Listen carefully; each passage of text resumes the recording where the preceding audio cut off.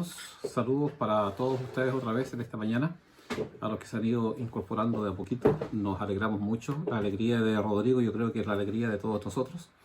Es la alegría de la iglesia, de ver cómo el Señor también en su misericordia, ¿no es cierto?, extiende sus alas. Esa figura de estar bajo las alas de Dios es una figura muy linda y que efectivamente muchas veces sentimos que el Señor hace eso con nosotros, ¿verdad? Cuando estamos entumidos, cuando estamos con hambre, cuando estamos desesperados, Él nos coloca bajo sus alas, nos cobija, nos da calor, nos da protección y nos acompaña en el tiempo difícil. Así que el Señor te bendiga, Rodrigo, Patti, los hijos acá en Iquique, toda la familia. Estamos muy contentos de estar también con ustedes en este tiempo que están viviendo. Quiero invitarles a que abran sus Biblias en Efesios capítulo 4, desde el versículo 25 hasta el capítulo 5, versículo número 2. Vamos a mirar en esta mañana esta sección, 4.25 al 5.2, bajo la idea de dejar la vida egocéntrica. ¿Ya? Ese es el título del tema de hoy día, dejando la vida egocéntrica, Efesios 4.25 al 5.2. Voy a leer entonces lo que dice la palabra del Señor en esa sección. Por lo tanto, dejando la mentira, hable cada uno con su prójimo con la verdad, porque todos somos miembros de un mismo cuerpo. Si se enojan, no pequen.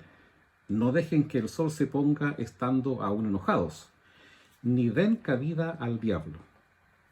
El que robaba, que no robe más, sino que trabaje honradamente con las manos para tener que compartir con los necesitados. Eviten toda conversación obscena. Por el contrario, que sus palabras contribuyan a la necesaria edificación y sean de bendición para quienes escuchan. No agravien al Espíritu Santo de Dios, con el cual fueron sellados para el día de la redención. Abandonen toda amargura, ira y enojo, gritos y calumnias, y toda forma de malicia. Más bien sean bondadosos y compasivos unos con otros, y perdónense mutuamente, así como Dios los perdonó a ustedes en Cristo. Por tanto, imiten a Dios como hijos muy amados y lleven una vida de amor, así como Cristo nos amó y se entregó por nosotros como ofrenda y sacrificio fragante para Dios. Hasta ahí entonces la lectura de la palabra. Y como dije, vamos a mirar esta temática bajo este título que tiene que ver con dejar la vida egocéntrica. El apóstol Pablo, hasta este instante, hemos estado revisando Efesios ya hace un buen rato.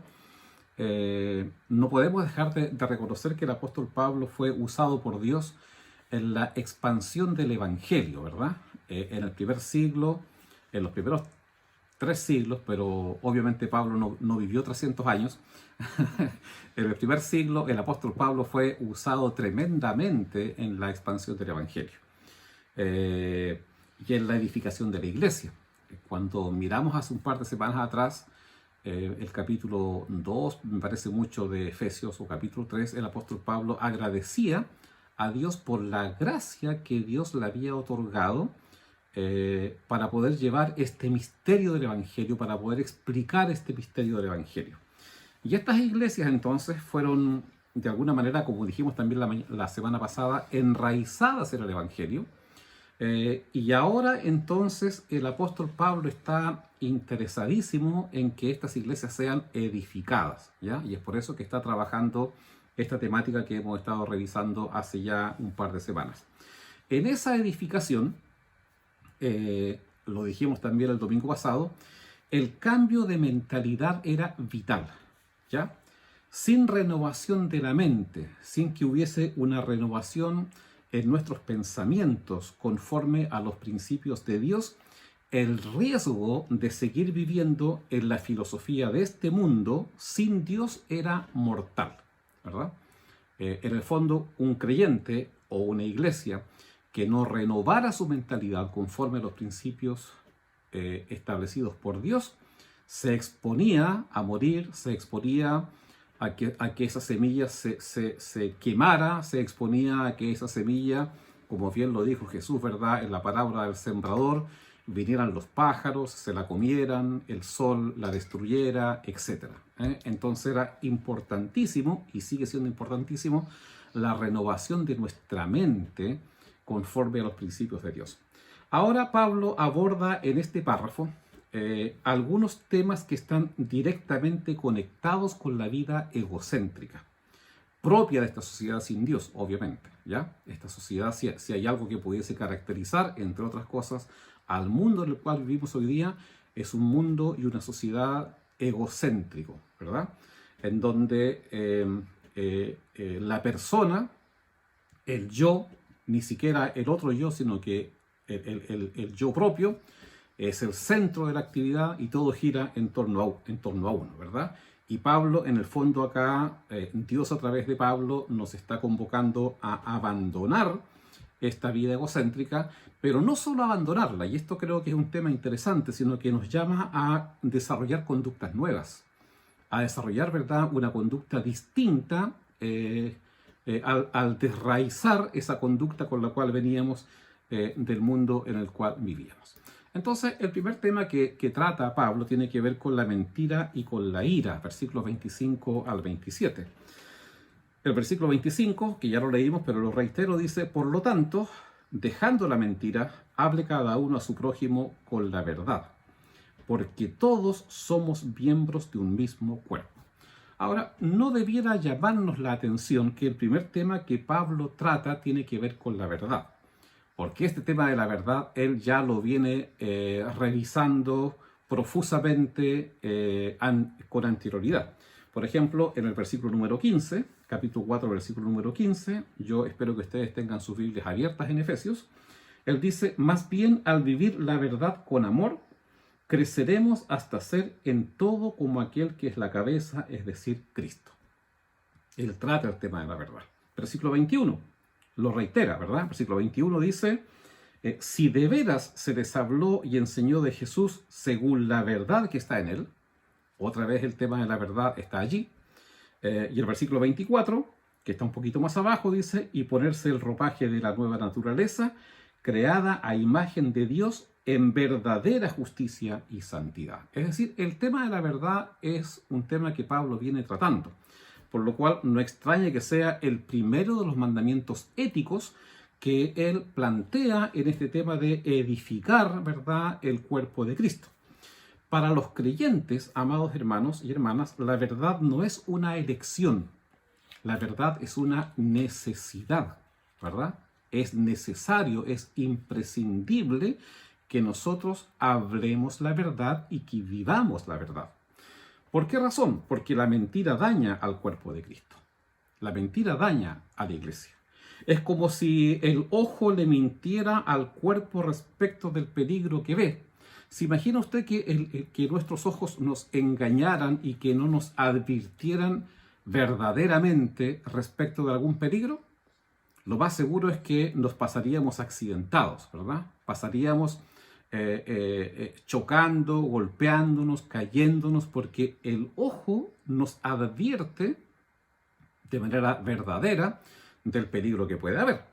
Entonces, el llamado aquí es que no es solo que tenemos que abandonar la mentira, sino que el Señor está diciendo que tenemos que hablar la verdad, ¿ya?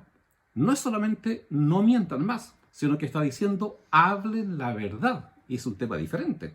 Entonces, no basta solo con no hacer el mal. Porque hay muchas personas que dicen: es que yo no hago el mal, es que yo no miento, ¿ya? Pero en el fondo lo que se nos pide es que tenemos que hacer el bien, que tenemos que cambiar esa conducta negativa, por decirlo de alguna manera, cambiarla a una conducta positiva, ¿ya? Estamos llamados entonces a no hacer el mal, sino que a hacer el bien. Vivimos en un mundo, en el mundo en el cual vivimos hoy día es un mundo lleno de mentiras, ¿ya? Pero la vida tiene significado cuando se fundamenta en la verdad. La vida tiene sentido, verdadero sentido, adquiere verdadero sentido cuando se fundamenta en la verdad. La verdad es muy importante para la edificación de la comunidad. Es muy importante, ¿verdad?, para la edificación comunitaria, porque eso provoca confianza mutua, porque provoca apoyo mutuo. Al hablar la verdad a nuestro prójimo, de alguna forma le decimos algo como eso que está aquí en pantalla, ¿verdad? Es posible que al hablar la verdad, de alguna forma le estemos diciendo a la gente: puedes depender de mí, nuestra relación no te confundirá o no te perjudicará.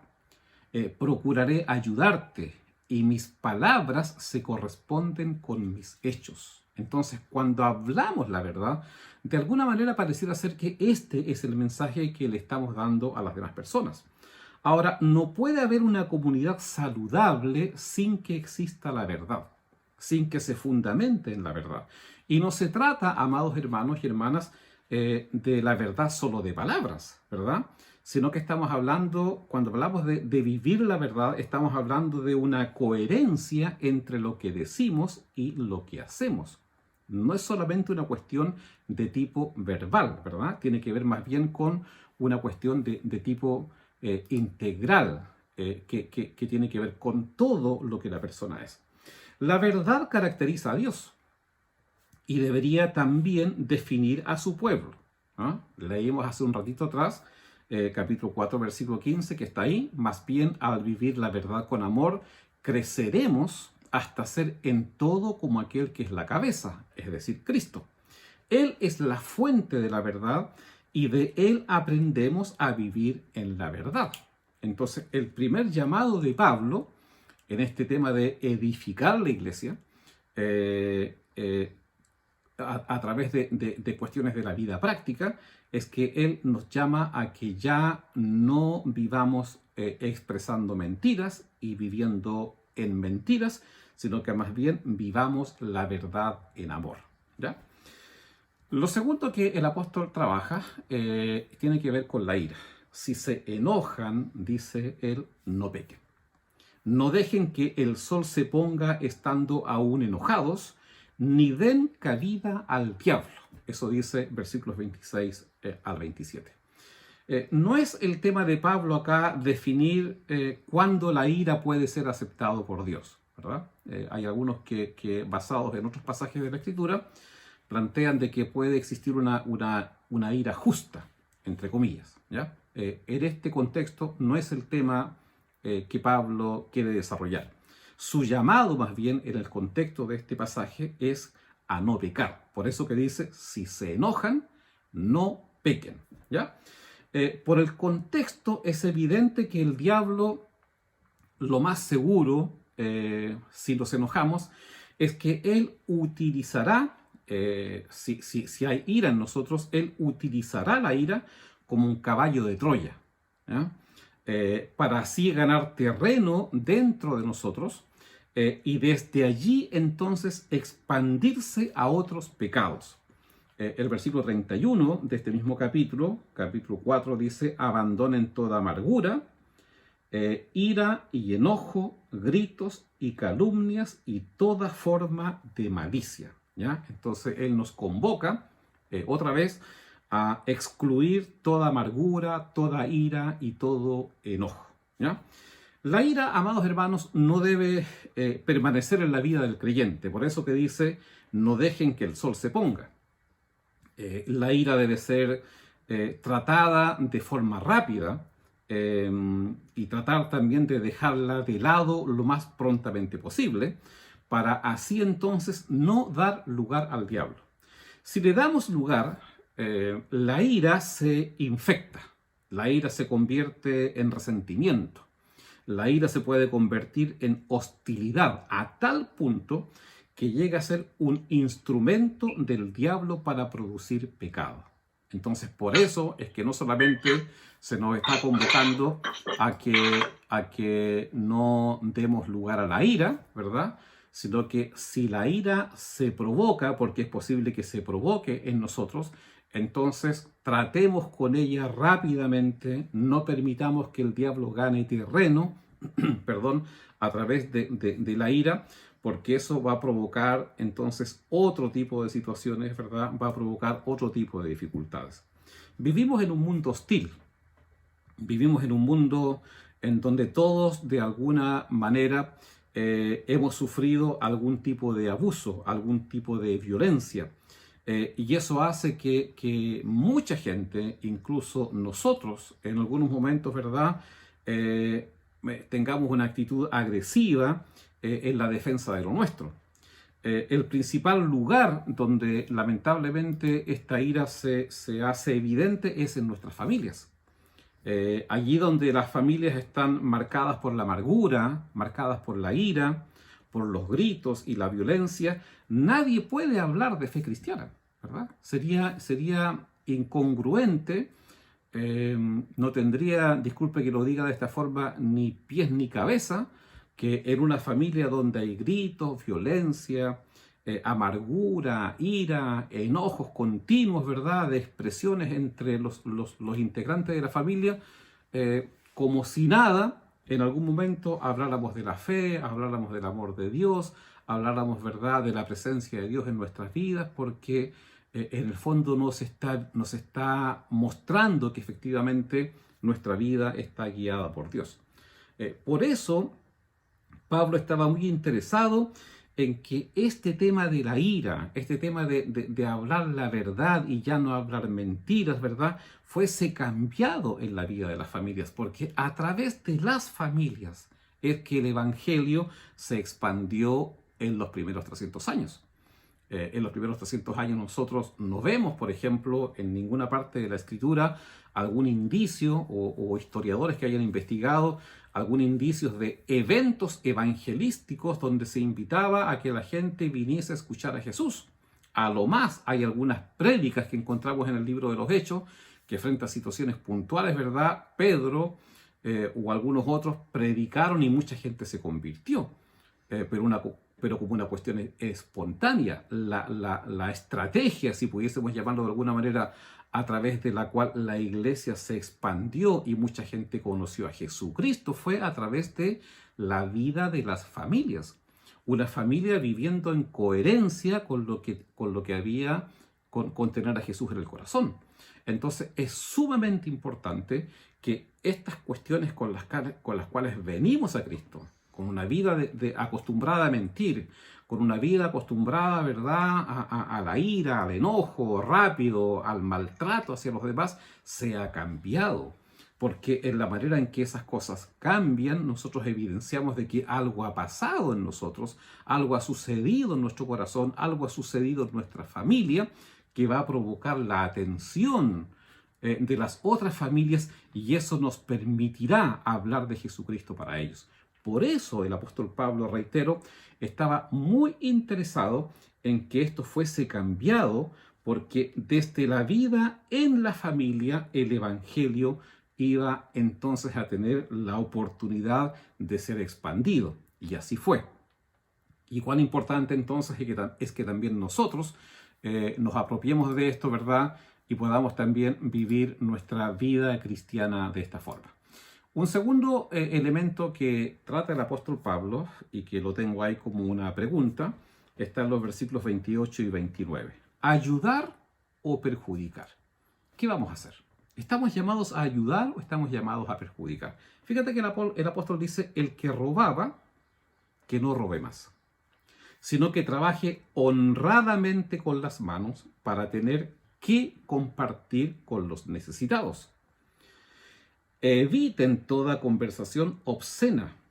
Por el contrario, que sus palabras contribuyan a la necesaria edificación y sean de bendición para quienes escuchan.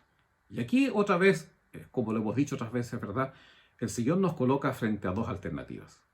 Nos muestra dos caminos y tenemos que tomar una decisión. Este pasaje de alguna forma es una bomba en contra del egocentrismo. Desde que podemos discernir, desde que nos podemos dar cuenta, y uno lo puede ver cuando ya es más grande y observa a los niños más pequeños, a los más pequeñitos, ¿verdad? Desde que podemos discernir, el ser humano pareciera ser que siempre quiere lo que tienen los demás, ¿ya? Uno ve a veces a dos niños jugando con varios juguetes y de repente uno de ellos, ¿verdad?, quiere tomar el juguete que tiene el otro y se lo quita y hace alguna acción, ¿verdad?, para tener ese juguete. Quizás no solamente porque lo quiere, sino que más bien lo que quiere es que el otro no lo tenga. ¿Ah? Entonces pareciera ser que desde un inicio queremos lo que los demás tienen. Y así son los principios de este mundo. Los principios de este mundo están fundamentados en aquello, sin que explícitamente se diga, pero el mensaje es que tú tienes que tener lo que tienen los demás. Y eso es una cuestión eminentemente egocentrista. Este pasaje entonces nos muestra que la meta no es el disfrute personal, ¿verdad?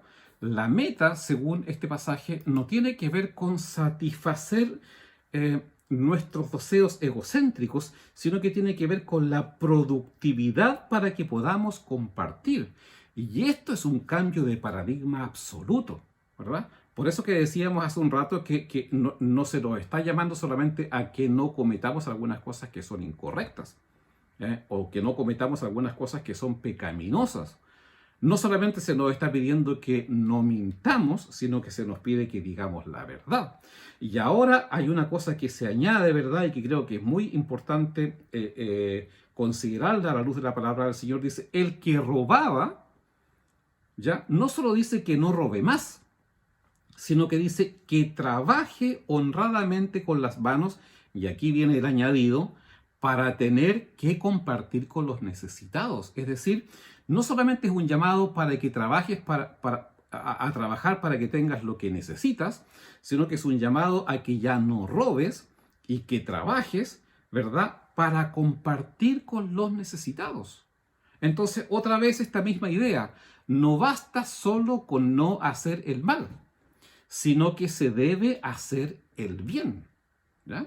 Se debe hacer el bien. Estamos llamados no solamente a no cometer pecados, estamos llamados no solamente, ¿verdad?, a transgredir las barreras establecidas por Dios, sino que estamos llamados a que ahora hagamos el bien.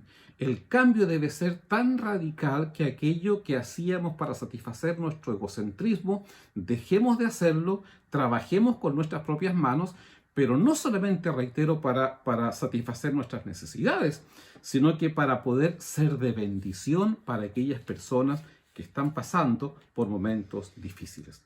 Este pasaje nos muestra que la meta, entonces, reitero, no es el disfrute personal, ¿verdad?, sino que la productividad para que podamos compartir con los necesitados.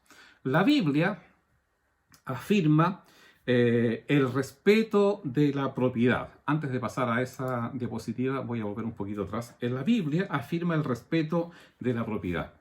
Pero es una propiedad que debe ser compartida. Cuando uno mira desde el Antiguo Testamento hasta el Nuevo Testamento, encontramos que siempre Dios de alguna manera favorece este tema de la propiedad, ¿verdad? Que las cosas que podamos tener, las cosas que podamos alcanzar, pero no como una cuestión de atesorar de manera tacaña, ¿verdad?, riqueza, sino que lo que tengamos sea también para ser de bendición, para compartir. La comunidad en que estamos, y aprovecho de dar gracias a ustedes como iglesia en ese sentido, la comunidad de iglesia en la que estamos debe discernir las necesidades que las personas tengan e ir en ayuda de aquellos para satisfacerlas. Y esta semana, por ejemplo, ha sido muy lindo porque pudimos entregar con los aportes que ustedes también traen al templo para poder hacer canastas de alimentos para algunas familias necesitadas, pudimos compartir algo así como 20 o un poquito más de 20 canastas para familias que requerían este tipo de ayuda. Y eso es lo que la iglesia debe hacer, ¿verdad? Debe trabajar, el Señor nos provee trabajo, pero no solamente para satisfacer nuestras necesidades, sino que para satisfacer las necesidades de las demás personas. Entonces el Señor de alguna forma está diciendo que aquel que delinquía para satisfacer sus deseos egocéntricos debe ahora trabajar con sus manos para beneficiar a los necesitados. No basta otra vez solo con hacer el mal, sino que tenemos que hacer el bien. Este es un tremendo ejemplo sobre morir y resucitar en Cristo, entre la filosofía de este mundo y la filosofía de Cristo y sus apóstoles. El egocentrismo, de alguna manera, lo que nos dice, ¿verdad?, es que tomemos todo lo que podamos sin importar el método. Sin embargo, una vida centrada en Dios delimita las fronteras para lograr la satisfacción legítima y buscar la forma de compartir con los necesitados. Un segundo tema que aborda Pablo en esta disyuntiva de ayudar o perjudicar está en el versículo 29. Eviten toda conversación obscena, ¿verdad? Eso dice el versículo 29. La comunicación verbal es en sí misma una actividad creativa. El habla, esta capacidad que tenemos de hablar, es un don maravilloso de Dios. Es una de las capacidades humanas que reflejan a Dios, ¿verdad? Dios dijo que se creen los peces del mar y los peces del mar se crearon, ¿verdad? Dios dijo que se separe la luz de las tinieblas y sucedió lo que Dios dijo. Es decir, cuando nosotros hablamos, de alguna manera, ¿verdad?, es un don que Dios nos ha regalado, que Él mismo también ejerce. A menudo no nos damos cuenta del poder y de la dignidad que tiene el lenguaje, ¿ya? Es un poder tremendo que hay en nuestras palabras y es una cosa que nos da dignidad efectivamente cuando de alguna forma nosotros podemos comunicarnos. La palabra corrompida o la palabra obscena que aparece ahí en el versículo 29 se utilizaba en el griego para hacer alusión a un pescado o a una fruta en descomposición. Y usted y yo sabemos, ¿verdad?, lo que significa un pescado o una fruta en descomposición. El mal olor, el mal gusto, ¿no es cierto? Una cosa desagradable, en el fondo era aquello. Sin embargo, aquí se refiere más que nada a un lenguaje destructivo. Se refiere a un lenguaje dañino hacia las demás personas. Y es por eso que el apóstol está diciendo, eviten toda conversación corrompida. Eviten toda conversación descompuesta, ¿verdad? Eviten toda conversación dañina que provoque destrucción en la vida de las demás personas. Las palabras, amados hermanos y hermanas, tienen un poder tremendo. Y las palabras revelan lo que hay en nuestro corazón, ¿ya? Por eso que Jesús dijo una vez, no es lo que entra lo que contamina al ser humano, sino es lo que sale. Lo que sale, y lo que sale, sale desde nuestro corazón, sale desde lo más profundo de nosotros, sale en el fondo de lo que somos, ¿verdad? Por eso Jesús dijo, ningún árbol malo puede dar fruto bueno. No, eso es imposible, ¿ya? Desde las raíces, desde lo más íntimo de lo que nosotros somos, de allí también sale todo lo que hacemos y de allí salen también nuestras palabras. Con nuestras palabras, con nuestro lenguaje, podemos estimular a alguien, podemos apoyar a alguna persona, pero al mismo tiempo podemos empequeñecerla, podemos destruirla, podemos, ¿verdad?, desvalorizarla. Una frase, una palabra, ha marcado la vida de personas para siempre, ¿verdad? Cuán importante es cuidar lo que decimos y cómo lo decimos, porque eso puede provocar una bendición en la vida de una persona, pero también puede provocar una maldición, puede provocar una cuestión destructiva, ¿verdad? Es como colocar fuego en la vida de una persona y que crecerá, se desarrollará, pero las marcas de ese fuego le acompañarán para siempre. Y uno ve a veces, ¿verdad?, cuando uno trata con algunas personas, cómo viven con dificultad y se desarrollan con muchas complejidades, justamente porque su papá o su mamá o alguien, ¿verdad?, les dañó profundamente a través de las palabras. El llamado de Dios es a que el lenguaje que se usa bajo la filosofía de este mundo sea transformado, sea transformado. Uno ve hoy día, ¿no es cierto?, porque nos movemos en este mundo, vivimos en este mundo, cómo las personas se maltratan a través del lenguaje, cómo las personas tratan de buscar la palabra más dañina para lanzársela a otro cuando están en medio de dificultades. Nuestro lenguaje, amado hermanos, debe ser un lenguaje que edifique, debe ser de bendición para quienes nos escuchan. Por eso que estamos diciendo ayudar o perjudicar. A través del lenguaje, ¿verdad?, podemos ayudar, o a través del lenguaje también podemos perjudicar. Nuestro lenguaje entonces debe ser usado para eso, para ser de edificación, para ser de bendición. Mira lo que dice el libro de Proverbios capítulo 12, versículo 18. Hay hombres cuyas palabras son como golpes de espada. ¿Verdad? Qué tremendo eso, ¿verdad? Pero hay personas así, que sus palabras son como un golpe de espada, que hiere, que destruye, que provoca daño, que provoca sangramiento. Pero después dice, mas la lengua de los sabios es medicina. La lengua de los sabios es medicina. La lengua de los hijos de Dios. Las palabras de los creyentes, de quienes por misericordia tenemos a Dios en nuestro corazón, deben ser palabras de medicina, deben ser palabras de bendición. Por eso el apóstol dice, eviten toda conversación obscena, versículo 29, ¿no es cierto? Por el contrario, que sus palabras contribuyan a la necesaria edificación y sean de bendición para quienes escuchan. Es un cambio radical al cual el apóstol o Dios a través del apóstol nos convoca y nos llama, ¿verdad? Estamos llamados a marcar una diferencia, a ser distintos al mundo en el cual vivimos. Y finalmente, capítulo 30, versículos, capítulo 4, ¿verdad? Versículos 30 al 5.2, aquí encontramos la ética cristiana de alguna manera condensada. El versículo 30 dice, no agravien al Espíritu Santo de Dios, con el cual fueron sellados para el día de la redención. Pareciera ser que el apóstol es consciente, de manera constante, de que detrás de todas las acciones humanas están presentes y están activas personalidades invisibles. Hace un rato atrás nos dijo que debíamos tener cuidado con no dar lugar al diablo. Y ahora nos está instando a no entristecer al Espíritu Santo, ¿ya?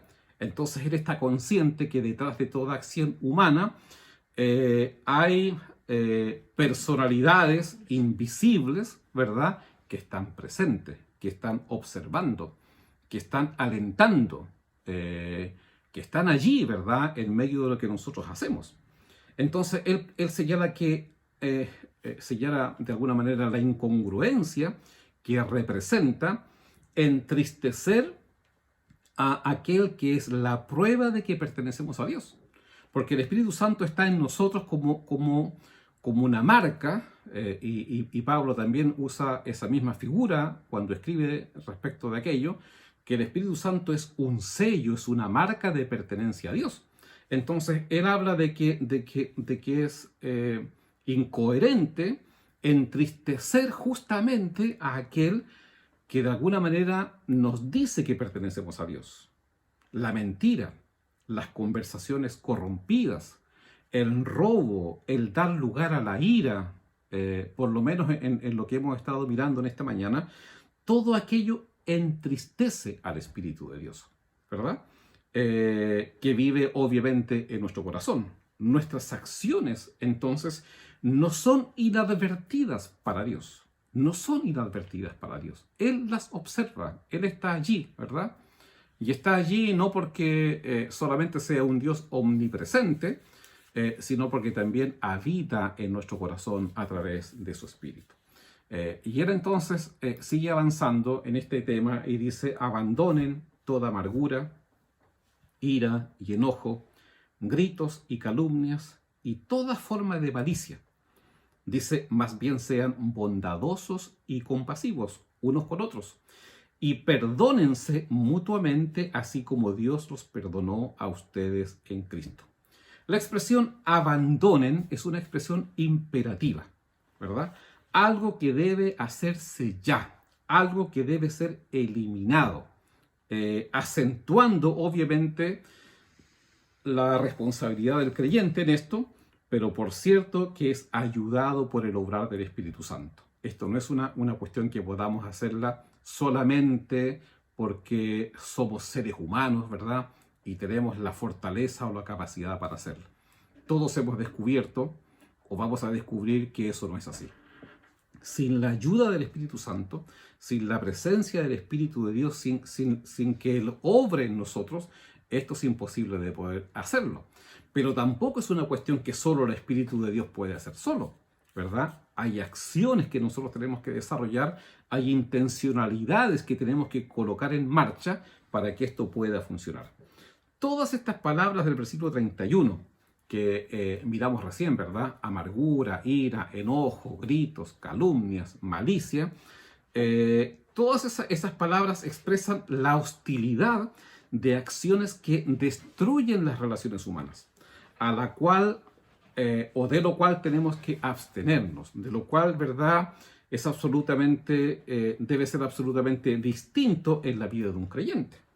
En el capítulo 4, versículos 2 y 3, por ejemplo, el apóstol nos ha dicho, esfuércense en mantener la unidad del Espíritu mediante el vínculo de la paz. ¿Ya?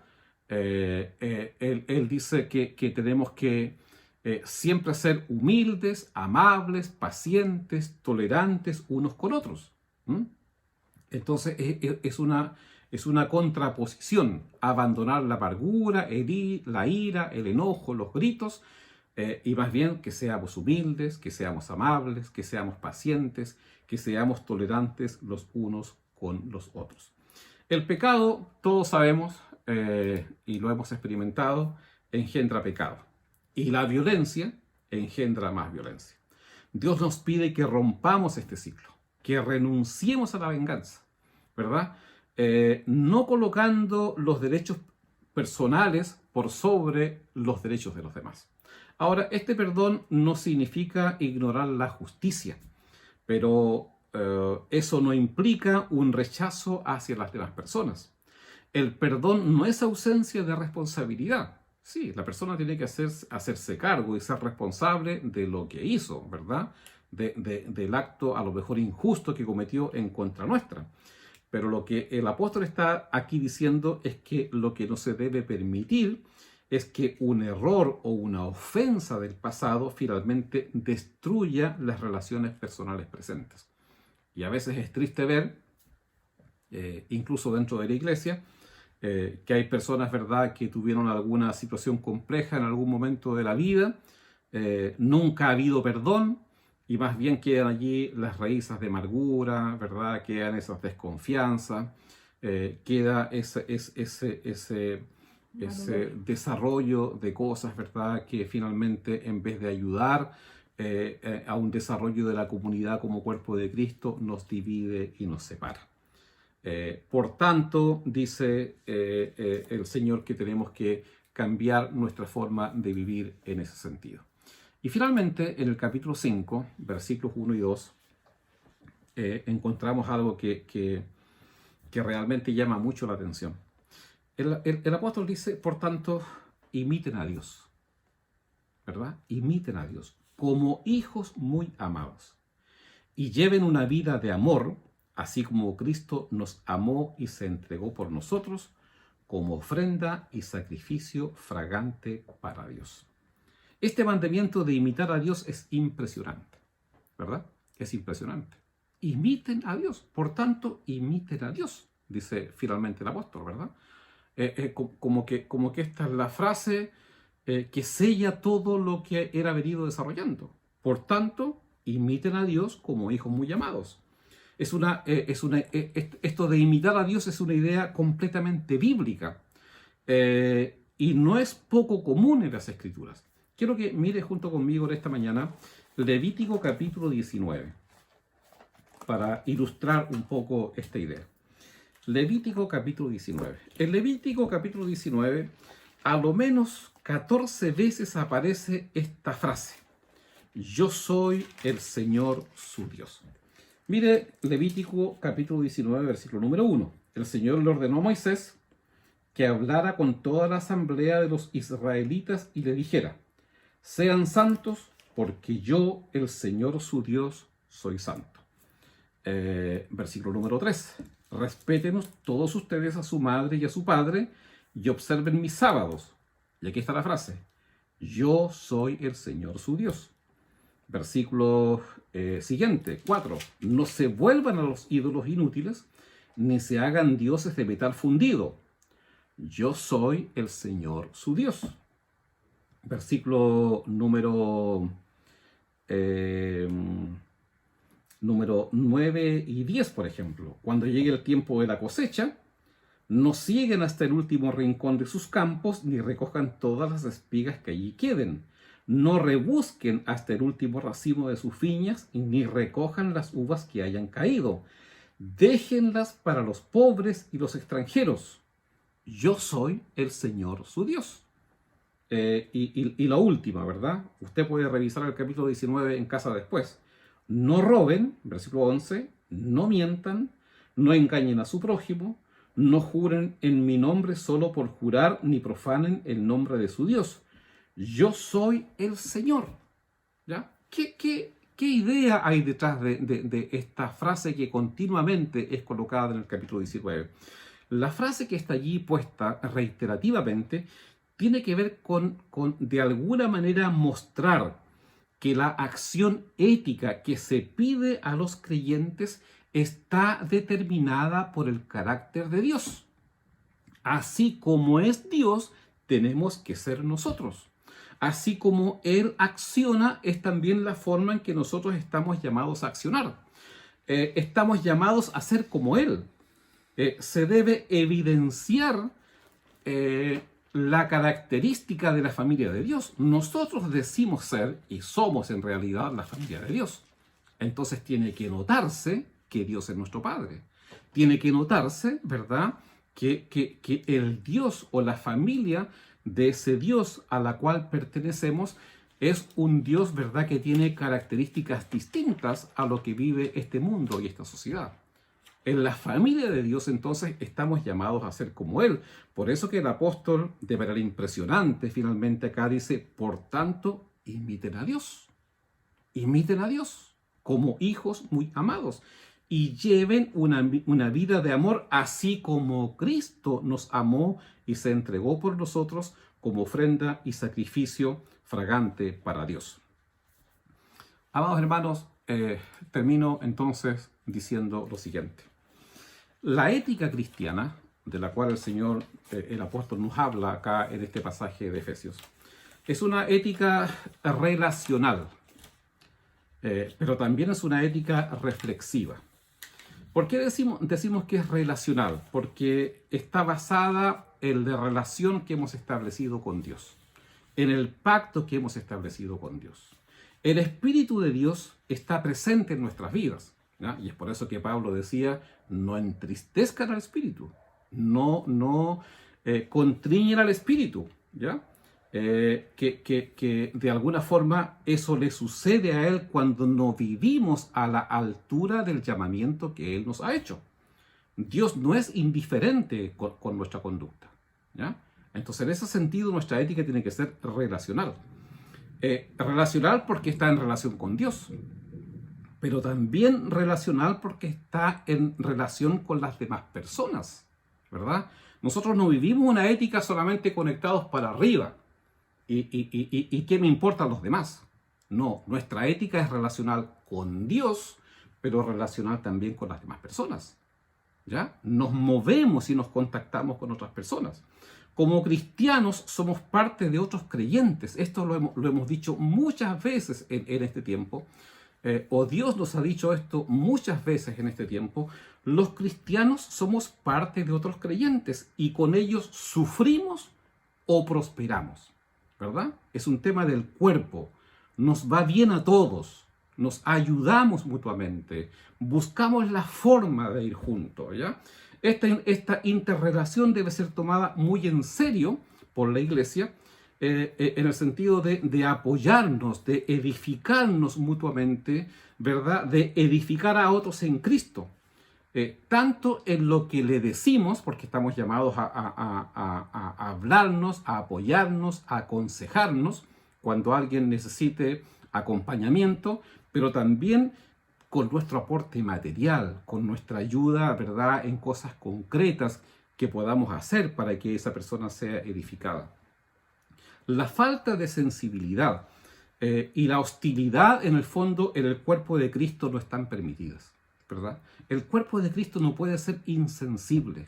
El cuerpo de Cristo, la iglesia, no puede ser hostil, mañoso, enojón con las demás personas. No, no estamos llamados a eso. Esta misma ética es la que debe aplicarse no solamente con los de la iglesia, sino que esta misma ética debe aplicarse con la gente que no es de la iglesia. Y ahí está el impacto, ¿verdad? Porque cuando las personas de esta sociedad vean que nosotros como familia tenemos un comportamiento y una forma de ser distinto, eso les atraerá. Eso pasó con las iglesias del primer siglo. Reitero eso, ¿verdad? Las iglesias del primer siglo, que eran iglesias que estaban en las casas, ¿ya?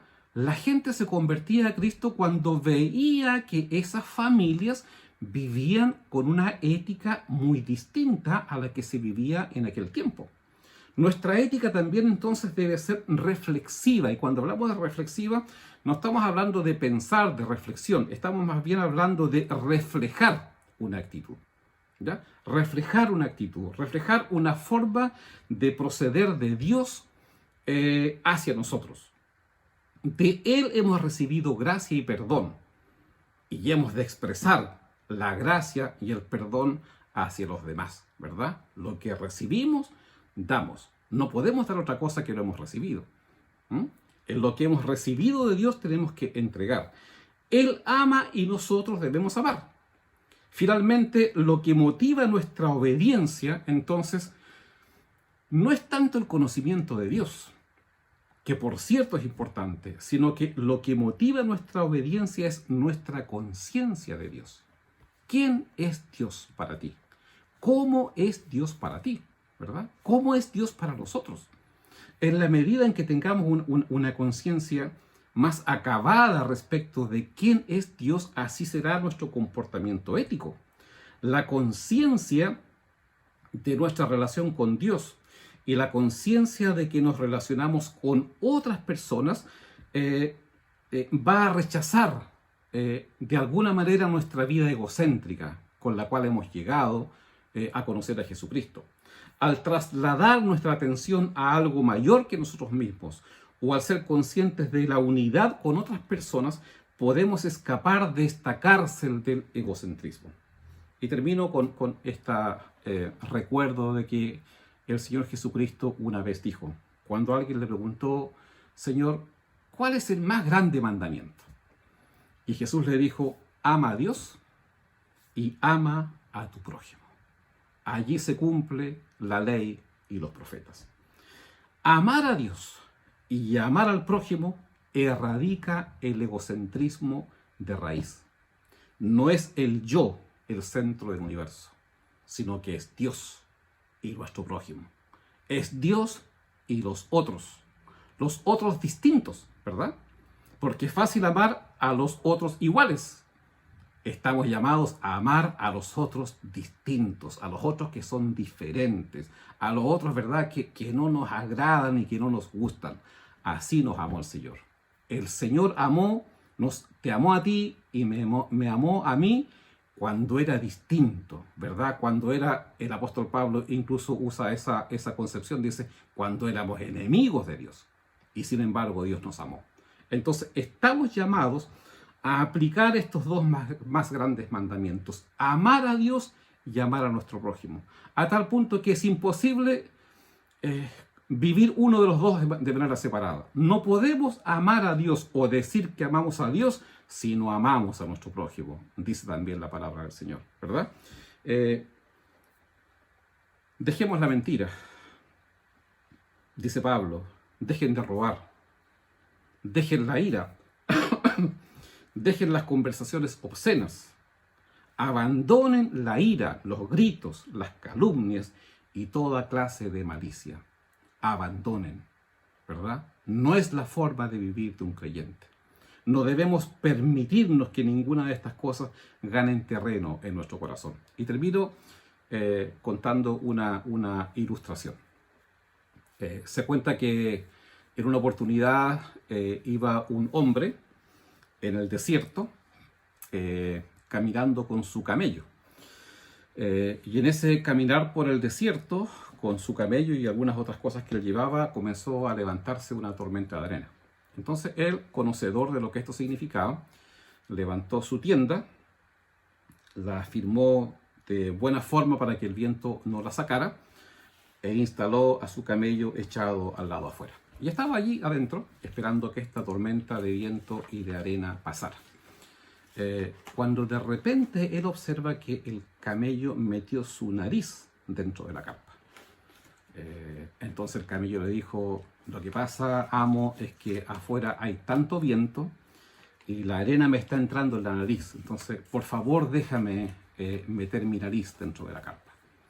Ok, dijo el dueño del camello, puedes meter tu nariz dentro de la carpa. Y pasó un rato más. Y al rato después ya no solamente era la nariz del camello, sino que también estaban sus ojos dentro de la carpa. Y le dice: bueno, me está entrando arena en los ojos, esto me puede provocar dificultades para que después, cuando emprendamos el camino, quizás no sepa dónde ir y puedo accidentarme. Déjame colocar también mis ojos dentro de la carpa. Era bastante lógica lo que el camello estaba diciendo, así que el amo, que lo quería mucho, también entonces le aceptó que colocara sus ojos y su nariz dentro de la carpa. Y pasa un rato más, ¿verdad? Y de repente ya no solo era la nariz, no solo eran los ojos, sino que también estaban las orejas del camello dentro de la carpa. Y el camello le dice: me está entrando arena en mis orejas. Y eso puede provocarme un sinfín de dificultades. Permíteme mantener las orejas dentro de la carpa. Bueno, la historia termina en que llega un momento en que todo el camello está dentro de la carpa, ¿verdad? Ya no solo la nariz, los ojos o la oreja, sino que todo el camello está dentro de la carpa de este hombre que caminaba por el desierto. Amado hermano, así es el pecado. Así es la mentira, así muchas veces también es la ira, así muchas veces son también las conversaciones obscenas, así muchas veces también es la malicia, son las calumnias, son los gritos. No irrumpen de una vez, irrumpen de a poco, ¿verdad? Meten quizás la nariz y le permitimos. Meten sus ojos y le permitimos. Meten sus orejas y le permitimos. Y sin darnos cuenta, de repente, todo eso estará dentro de nuestra vida. Todo eso estará dentro de nuestro corazón. Y así viviremos, entristeciendo al Espíritu de Dios, porque eso, ¿verdad?, es contraproducente absolutamente con lo que Dios es. Por eso el llamado de Dios a través del apóstol es radical. Abandonen, dejen esto, no lo permitan, ¿verdad? Desháganse de esto lo más rápidamente posible. Que el Señor entonces nos ayude a cada uno de nosotros, ¿verdad?, para que vivamos una ética conforme a la palabra del Señor, que vivamos una ética conforme a lo que Dios ha establecido. No permitamos que ninguna de estas partes del camello gane terreno en nuestra vida, sino que podamos vivir de una manera tranquila, agradable al Señor, porque de esa manera bendeciremos también a tantos otros que están en nuestro derredor. Oremos al Señor en esta oportunidad. Amado Padre, gracias porque en este anhelo tuyo de edificar la iglesia, Señor, tú nos recuerdas en esta mañana que hay comportamientos éticos, comportamientos, Señor, de la vida cotidiana, con las cuales bregamos todos los días, Señor, que tienen que ser distintos en la vida de un hombre, de una mujer que tiene a Cristo en su corazón.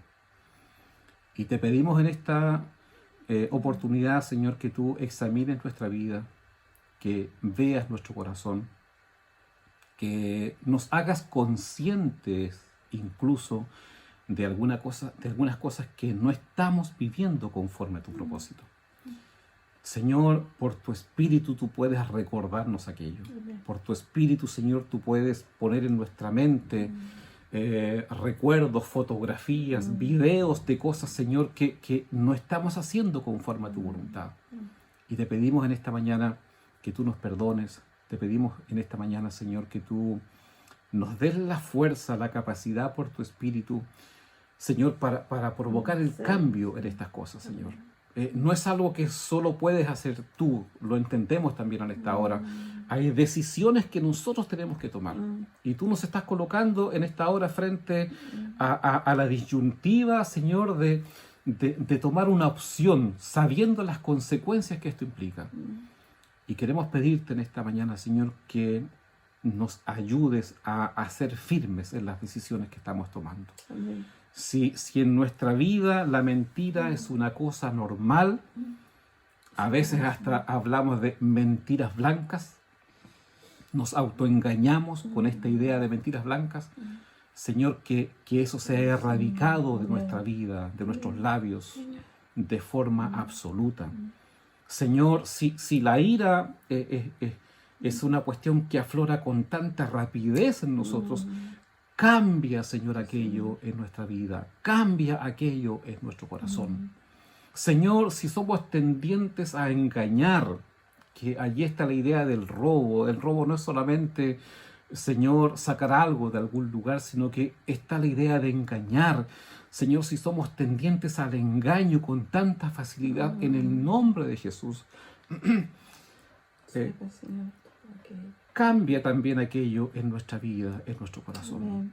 Ayúdanos a vencer. Señor, si somos tendenciosos a herir con nuestras palabras, a menoscabar a las demás personas con nuestras expresiones, Señor, cambia nuestro lenguaje, cambia nuestra forma de hablar, que nuestras palabras sean de bendición, Señor, y que especialmente todo esto se dé al interior del contexto de la familia, porque la familia será bendecida cuando estas cosas pasen, Señor, cuando estas cosas cambien, y la iglesia también será bendecida, y la ciudad y el país en que vivimos será bendecido cuando como hijos e hijas tuyas vivamos nuestro cristianismo práctico de una manera distinta. Señor, necesitamos que tú hagas esto en nosotros. Y nos damos cuenta que también nosotros necesitamos hacer aquel cambio. Te rogamos en esta hora, Señor, que esta semana que vamos a emprender estemos atentos a estas cosas. Señor, estemos ahí renovando nuestra mente, estemos atentos a no hacer lo que siempre hemos hecho. Hay conductas que ya están enraizadas en nosotros, Señor, que son parte de esa vieja naturaleza, pero cámbialas tú, Señor amado, en el nombre de Jesús. En nuestras vidas para caminar y vivir de una manera diferente. Te lo pedimos, Señor, con todo nuestro amor, porque necesitamos que hagas ese cambio en nosotros. En el nombre de Jesús.